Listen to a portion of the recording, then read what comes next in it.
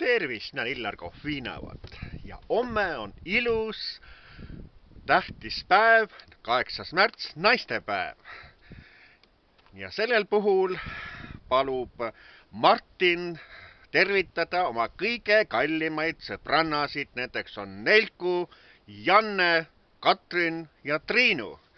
Nii et olge teie kõik siis Martini poolt tervitatud. Ja mis me siin siis nüüd laulaksime, et on kaunis see päev ja naistepäev taas käes, jälle linna lähen ma. Jätan viina hauale sõbrad ootama. Ei küsima luba, sest täna ma vaba, võtmed peidus mati all. On päikeses kuum, mu karvane keha, linnud laulmas taeva all.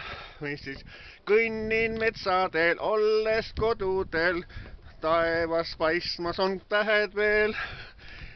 Nii et olge teie siis kallid sõbrannad, kes te olete kõik Martini head sõbrannad, Nelku, Janne, Katrin ja Triinu, olge te siis kõik 8. märtsi naistepäeva puhul tervitatud ja pidage siis ka naistepäeva väärikalt ja et oleks palju lilli teil ja õnne ja tervist ja armastust ja kõike. Nii ütlen ka, soovitan ka mina, Illar Kohvinavat.